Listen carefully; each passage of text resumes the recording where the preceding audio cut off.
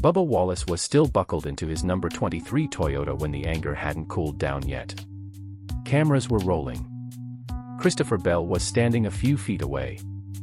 And what happened next on pit road became one of the most talked about moments of the NASCAR Cup Series season. This is the story of what actually happened between Bubba Wallace and Christopher Bell, not the exaggerated version, not the guesswork, but the confirmed sequence of events, pieced together from race broadcasts and post-race reporting. Before we get into it, if you're new here, this channel is NASCAR Voltage, and we're closing in on 500 subscribers. If breakdowns like this one are useful to you, hitting subscribe helps this channel keep growing, and it genuinely makes a difference in the kind of content we're able to put together going forward. The race in question was the Go Bowling at the Glen, held at Watkins Glen International on May 10, 2026, Mother's Day weekend.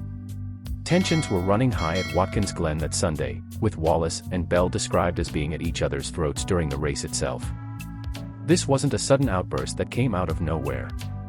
It built over the closing laps. Wallace's afternoon had already gone sideways before the pit road moment. Late in the race, Wallace was spun out by contact from John Hunter Nemechek. That contact effectively ended any shot Wallace had at a strong finish. He managed to score a stage point earlier in the race, but ultimately crossed the line in 29th place. Nemechek was running on newer tires and could have chosen to wait before making the pass. He didn't, and Wallace paid the price for it. Wallace's team, the number 23 group, had been among several cars saving fuel and tires late in the race, which made it difficult to defend against challenges in the closing laps. But the Nemechek incident isn't what triggered the confrontation with Bell. The real flashpoint happened earlier, during a pit sequence. The issue appears to be tied to Wallace being called to pit road while Bell and driver Todd Gilliland were right on his bumper, with 8 laps still remaining in the race. As Bell pulled alongside Wallace in pit row, a miscommunication occurred, and that miscommunication became the source of Wallace's frustration. Here's where the moment turned into a story of its own.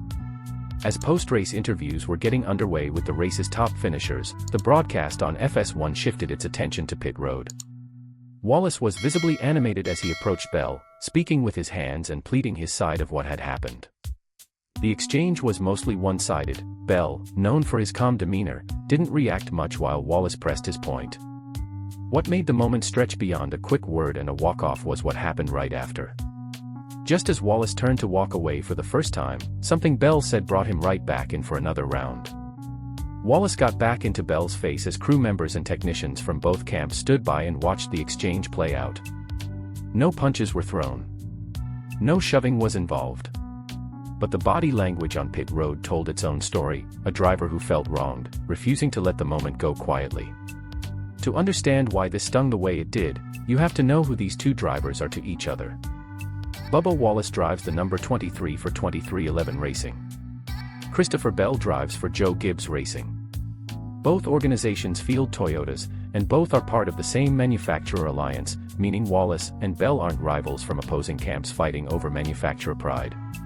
These are two Toyota drivers connected by a team alliance, which is part of why observers expected the tension to blow over rather than escalate into a lasting rivalry.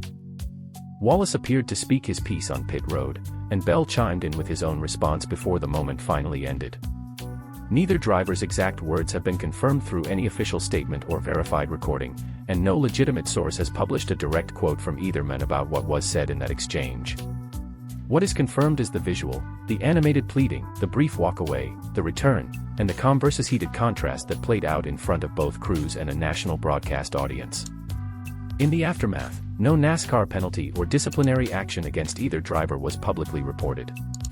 The moment lived entirely in the reaction it generated. Clips of the pit road confrontation circulated quickly across social media platforms in the hours following the race.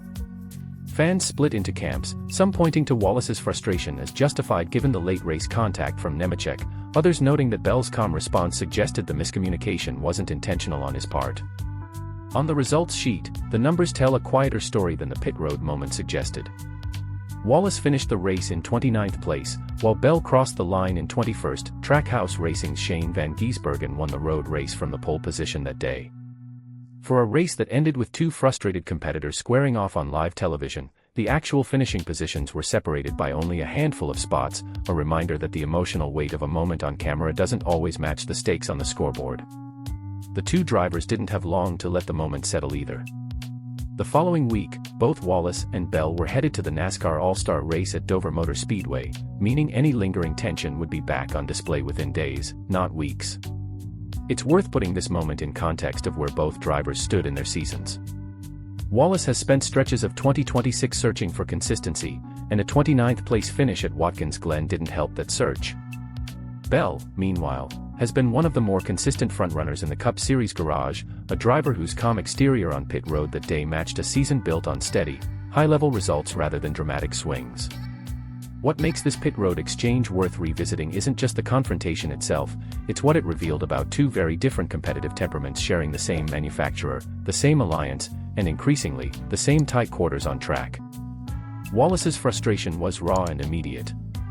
Bell's response was measured, almost detached, even as Wallace came back in for a second round.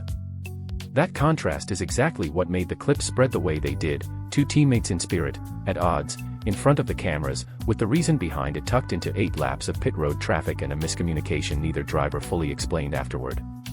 If you found this breakdown useful, drop a comment with your take on who you think had the stronger case in that exchange, and share this video with another NASCAR fan who'd want the real story instead of the speculation.